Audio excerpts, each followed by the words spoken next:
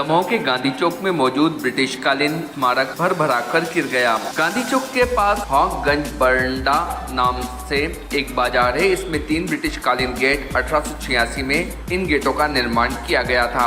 एक गेट से लगा हुआ एक निर्माण कार्य चल रहा था। एक दुकान बनाई जा रही थी जिसमें एक तल घर बनाया जा रहा था। करीब 10 फीट गहरी मशीनों से खुदाई की गई। जब खुदाई को बढ़ाने की कोशिश की जा रही थी तभी यह करीब 50 फीट ऊंचा गेट जो कि पत्थरों से बना हुआ था भरभराकर गिर गया और मशीन चलाने वाला मजदूर उसकी चपेट में आ गया।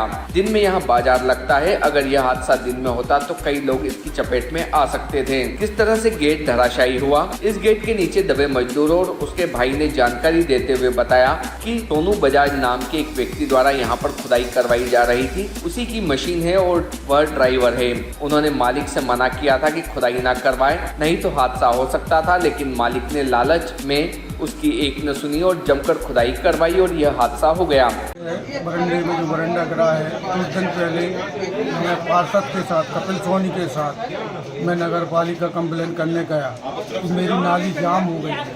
तो उन्होंने कहा सीएमओ मैडम अतिक्रमण में है, उनसे बात नहीं हो पाएगी, आप मुखाग्र में निवेदन कर सकते हैं। तो मैंने छोटे बाबू के यहाँ जाके निवेदन किया और मेरे पार्षद कपिल सोनी साथ में थे और उन्होंने कहा कि आप छोटे बाबू को बताओ क्या दिक्कत है। तो उन्होंने बताया कि स्वप्निल बजाज का यहाँ काम चल रहा है और यहाँ पे नाली पूरी जाम है, हमारे घर के पानी नहीं निकल रहा है, पानी भर रहा है और यहाँ गड्ढा है बाजू में, कभी भी कोई भी बिल्डिंग गिर सकती है।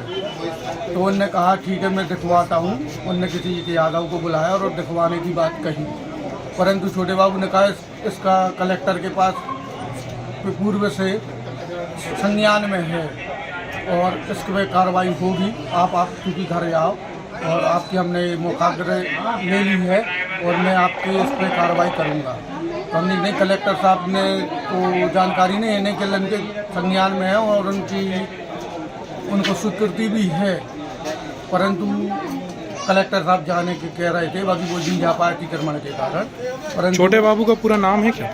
छोटे बाबू ही बोलते हैं और कपिल सोनी बता सकते हैं उनका क्या नाम है। वो मेरे साथ में थे और मैं एक बार नहीं 2 बार गया, परंतु कोई कार्रवाई नहीं। उन्होंने किसी यादव को बुला के बता दिया कि मैं कोई कार्रवाई करवाऊँगा और बताया भी था कि एक दिन पहले 7,000 का उनका जुर्माना हुआ है और वो मैंने ले लिया है। घटना की खबर लगते ही जिले के पुलिस कप्तान और आला अधिकारी मौके पर पहुंचे और रेस्क्यू करवाया। मलबे में दबे मजदूर को निकालकर बाहर किया व अस्पताल पहुंचाया गया।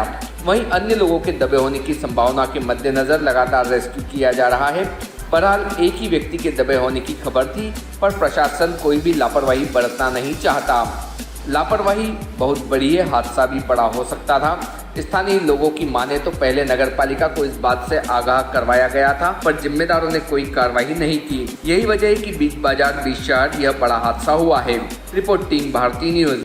हमारा ये मानना है कि एक तो नगरपालिका की प्लस जो बिल्डिंग बना रहा था जिसकी भी थी उसकी गलती है, क्योंकि आप बेसमेंट अगर नीचे खोदते हो तो जो बगल वाली जो बिल्डिंग होती है उसकी आपको सेफ्टी करनी होती है। खुली जगह में आप बनाए तो कोई दिक्कत नहीं, लेकिन अगर आजू बाजू मकान है और आप, क्योंकि सामने वाले के नींव जमीन से 5 फुट 10 फुट पे कॉलम रहेगा और आप 20 फुट तक खोद रहे हो तो उसका कॉलम तो गिरेगा ही ना नीचे, सीधी सीधी बात है। तो उसकी सेफ्टी पहले रखनी थी, प्लस खोदने के पहले आपको उसके पहले वहाँ पे सीमेंट की या उसकी एक पर्दी बनानी थी। मतलब बाजू वाली बिल्डिंग को सेफ्टी रखते हुए आपको अपना काम करना था। पहले आपने पूरा 20 फुट तक नीचे तक गहराई एक साथ खोद दिया है ना, या तो बीच में पहले आप कॉलम वगैरह बना लेते, बस बीच में जगह बचती, लास्ट में फिर आप खोद के उसको फिर दोबारा बना लेते। तो टुकड़ों में आप कंस्ट्रक्शन कर सकते थे, या फिर आपको पहले सेफ्टी फीचर्स मेजर करने थे, उसके बाद फिर आगे काम करना था। क्या चाहते हैं आप इसमें? हम तो इसमें कार्रवाई चाहते हैं। किस तरह की कार्रवाई होगी इसमें? इसमें जो नगर पालिका के जो इंजीनियर्स रहे होंगे उनके सबके जो आम जनता रही उनने भी देखा है खुदाई हो रही है। तो जब खुदाई हो रही है और आप आज देख रहे हो तो आपको पहले से उनको निर्देशित करना था कि हमारा मकान गिर जाए भैया, तो हम कहाँ खोद रहे हैं, पहले हमारी तो सेफ्टी कर दो। प्लस पोकलेन वाला जो खोद रहा है उसकी भी गलती है, जो कंस्ट्रक्शन करवा रहा है ठेकेदार है, हम कहते ये तो अनपढ़ हो सकते हैं पोकलेन वाले या जो भी हैं।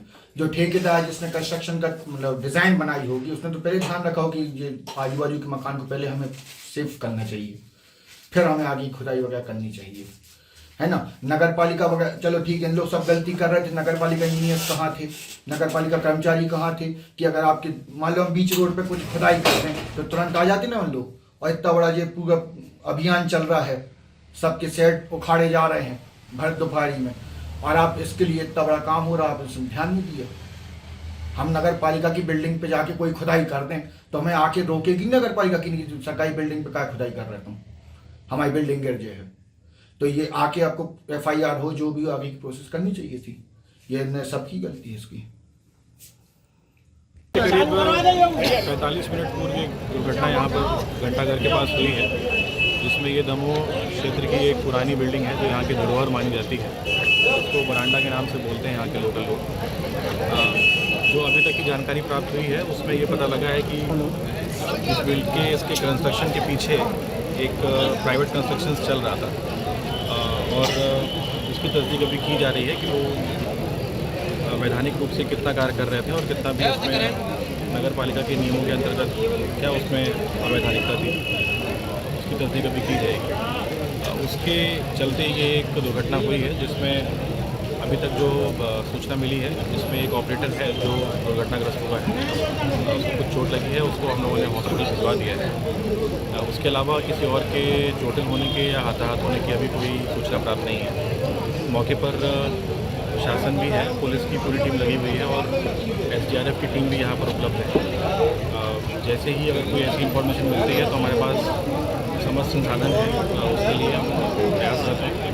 और मेरा सभी आसपास के जो रहवासी हैं उनसे निवेदन रहेगा कि अगर उनको किसी प्रकार की कोई वाइब्रेशन या किसी प्रकार की कोई दिक्कत या उनकी बिल्डिंग में किसी प्रकार की कोई फूट हुई है, दुर्घटनाग्रस्त हुई है, तो वो बिल्डिंग को खाली कर दें और प्रशासन के इस पूरे प्रोग्राम में उनका सहयोग करें और सूचित भी करें कि अगर ऐसी कोई दुर्घटना होने की संभावना है तो ताकि उनकी सुरक्षा के लिए उस बिल्डिंग को खाली कराया जा सके और जो भी उसमें उनकी हेल्प है वो किया जाए। सर मुख्य मार्ग पर है और ये शहर का हृदय स्थल के पास भी है, तो ये मतलब लोगों की आवाजाही का केंद्र भी रहता है 24 घंटे, तो मतलब ऐसे में आदमियों के नहीं होने की संभावना से सर कितना इनकार? हाँ, अभी इस संभावना से इनकार नहीं कर सकते हैं, पर जो लोग यहाँ पर मौजूद थे उनके स्टेटमेंट्स के बेसिस पे ये मैं बता रहा हूँ कि उन्होंने ये बोला है कि अभी इसमें यहाँ पर इसके नीचे कोई और व्यक्ति नहीं है। हम लगातार संपर्क कर रहे हैं, दाऊद अली से भी बात कर रहे हैं, लोगों से और तस्दीक करवा रहे हैं। पूरा प्रयास रहेगा कि अगर कोई इसमें दवा भी होगा तो उसको हम लोग यहाँ से सकुशल बाहर निकालने की कोशिश करेंगे। और अभी हमारी टीम यहाँ पर मौजूद है, हम लाइटिंग की व्यवस्था कर रहे हैं। बिजली की जो यहाँ पर लाइन गई हुई है उसका कनेक्शन काट दिया गया है। अभी प्राइमा फेस से ये भी पता लगा है कोई पाइपलाइन भी नहीं है और कोई भी यहाँ पर गैस की पाइपलाइन भी नहीं गई हुई है। तो अभी फ़िलहाल किसी प्रकार की किसी हैज़र्ड की यहाँ पर सूचना नहीं है, लेकिन हमारी टीम मुस्तैद है और होपफुली हम जल्दी से रिकवर करेंगे। Subscribe now to most exciting channel ever.